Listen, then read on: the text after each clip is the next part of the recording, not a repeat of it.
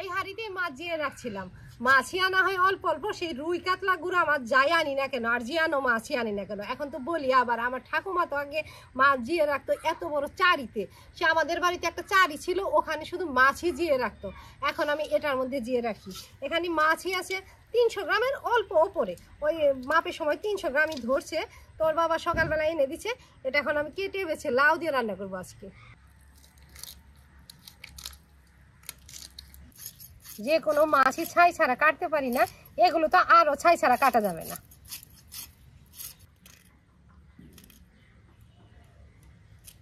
আশটাশ ছাড়িয়ে যে পাতনা ঢাকনা কেটে নিলাম। এখন পেট গালবো, তবে যে অন্যান্য মাছের মতো সরাসরি কেটে দেব না, এটা এভাবে কাটবো। আর এই শোলটা কি মাছ, কই মাছ, এগুলো তো আমরা যে এদিকের এই ঠোঁটার চামড়াটা এভাবে ফেলে দিই। এখন এর ভিতরে ফুল কাটা এভাবে ফেলবো।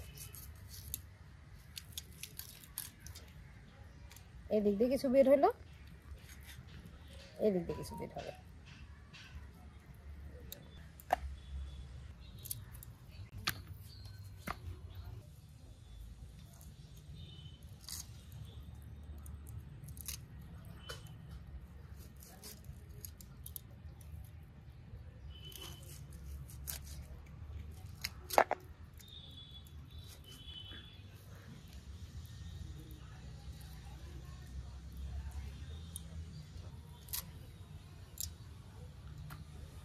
উনুনে রান্না করার পরে তো প্রতিদিন উনান থেকে ছাই তুলে ফেলে দিই। তবে আজকে ঘরে এই মাছ আছে বলে আর ছাইগুলো ফেলি নাই, প্লাস্টিকে তুলে রাখছিলাম। এখন মাছ টাছ কাটলাম, মাছের আঁশটা ছাইটাই সব কিছুই ফেলে দিই।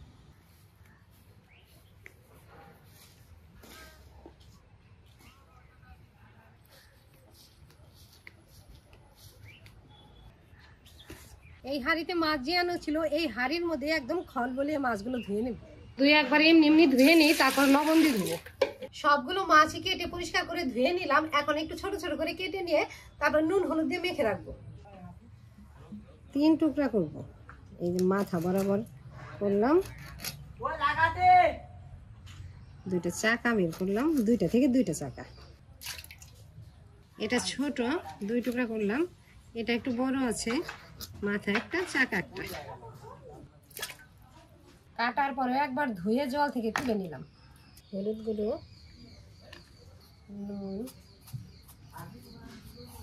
নুন হলুদ ঝাঁকিয়ে ঝাঁকিয়ে মিশিয়ে দিলাম মাছের সাথে। এখন ঢেকে রেখে উনুন জ্বালিয়ে নেব। উনুন জ্বালিয়ে মাছ ভাজবো, ওদিকে লাউ কাটবো। লাউ কাটতে তো আর বেশি দেরি হয় না, যে আলাদাভাবে আগে কেটে নেব। আজকে লাউটা দেখে মনে হচ্ছে এটা দেশি লোকাল লাউ, জাংলার লাউ। দেখেই বোঝা যাচ্ছে সাইজে ভালো না, বেগা বেঙ্গুরা।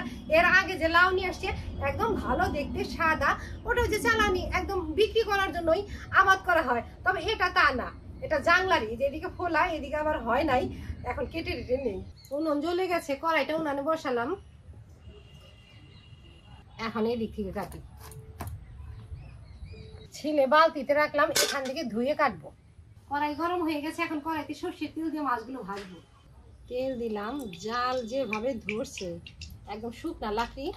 ছিলে না লাউয়ের উপরেও জল ঢেলে দিলাম। এই মাছের লাউ তো বড় বড় করে দিলেও হতো, তবে আমি ছোট ছোট করেই দেবো, যাতে খুকি একদম ভালো করে খেতে পারে। কড়াই তেল একদম টনটনে গরম হয়ে গেছে, এখনই মাছগুলো দেব। জল উঠে গেছে, জল থেকে ছেঁকে দিলাম।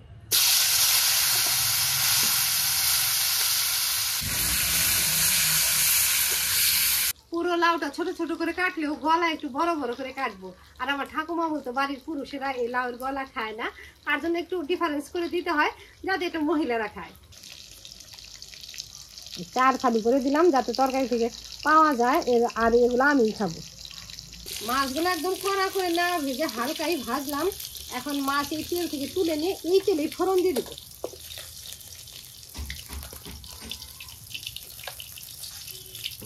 ফোড়নে দেবো 2টা শুকনো লঙ্কা আর গোটা জিরে। ওটা ফেলে দিলাম। জিরে নিলাম হাতে, জিরেটাও দিয়ে দিলাম। নেড়ে চেড়ে এই যে শুকনো লঙ্কা পোড়া পোড়া হয়ে গেছে, এখনই লাউ ঢেলে দেবো। স্বাদ মতো নুন দিয়ে নেড়ে চেড়ে মিশিয়ে এখন ঢাকা দিলাম। আগে ঠাকুমা লাউ দিয়ে যে কোনো কিছু রান্না করার সময় বলতো লাউ ঢেকে দিলে জল উঠে, লাউ ঢেকে দিতে হয় না। এখনো মা যে গাছের লাউ তুলে রান্না করে তাও ঢেকে দেয় না। তবে এটা তো বাজার থেকে কেনা লাউ, আমি তো ঢেকে ঢেকেই মজিয়ে নিব। প্রথমে ভাবছিলাম লাউটা একদম কচি, তবে অতটাও কচি না। যাই হোক, ঢেকে ঢুকে মজিয়ে টাকি মাছ দিয়ে রান্না করবো। পেঁয়াজটা একটু ছোট করে কেটে নিলাম, পাটাতে এগুলো নিলাম। আমি তো এই চাচার কাছ থেকে লাকড়ি কিনি, এই যে চাচা আজকে লাকড়ি নিয়ে আসছে। লাকড়ি শেষ হয়েছে, কিন্তু আমি তোমাকে খবর দিই না কেন, কয়দিন বৃষ্টি ছিল, ভাবলাম বৃষ্টিটা যাক। কয় কেজি আছে এখানে?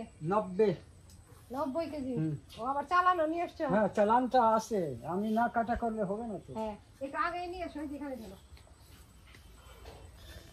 আজকে তো আর গোছাতে পারবো না, আর গোছালেও বিকেল বেলা একেবারে সাইড করে রাখতে বললাম, রাখবে ওই যে ভাঙা টিন দিয়ে ঢেকে রাখবো।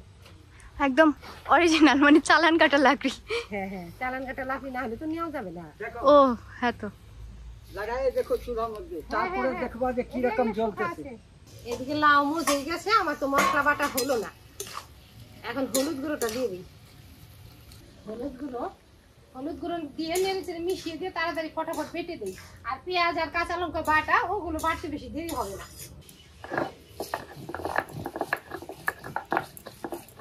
আর নামাবো না, এখান থেকে নিয়েই কড়াইতে দেবো। বাটা মশলার সাথে নেড়ে মিশিয়ে নিলাম। এখন অল্প ঝোলে জল দেবো। লাউ জাল হয়ে গেছে, এখন ভাজা মাছগুলো দেবো। সবগুলো মাছ একবারে ঢেলে দিলাম। নাড়াচাড়া যদি একটু ভাঙে তাতে আরো ভালো লাগবে। আগে তো আমাদের বাড়িতে দেখছি যে ওই এত লাউ দিয়ে 2টা টাকি মাছ দিয়ে ভেঙে চুরে রান্না করতো, ওটা খেতেও খুব ভালো লাগে। মিশিয়ে দিলাম।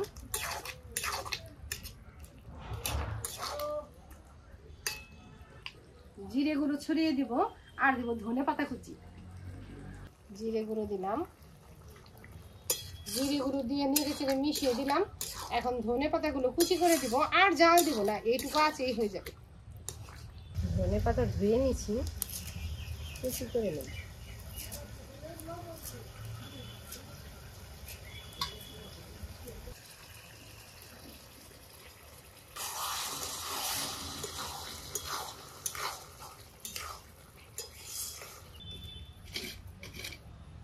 মাখা মাখা হয়ে গেছে আর পুরোপুরি মজে গেছে, মাছে লাউ একেবারে মিশে গেছে। এখনই নামিয়ে দেব।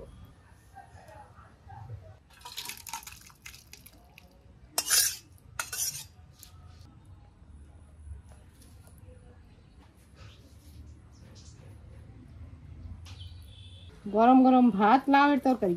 অবশ্য লাউয়ের তরকারি ঠান্ডা ভাতে ঠান্ডা তরকারিও খেতে ভালো লাগে।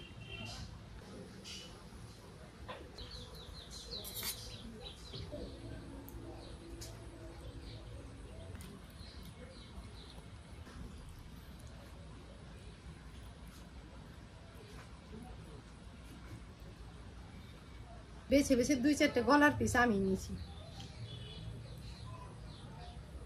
আমি হাত দিয়ে খেতাম, মা বললো খাইয়ে দিই। লাউয়ের তরকারি আমি হাত দিয়ে খেতে দিই, তুমি লাউগুলো বেছে বেছে ফেলে দাও। হ্যাঁ, এই ছিল আজকের রান্না। জিয়ানো টাকি মাছ কেটে বেছে ধুয়ে পরিষ্কার করে লাউ দিয়ে রান্না করলাম। আশা করি বন্ধুরা তোমাদের রান্নাটা ভালো লেগেছে। তোমরা ভিডিওটাতে লাইক করো, আর প্লিজ ভিডিওটা শেয়ার করে আমার পাশে থেকো।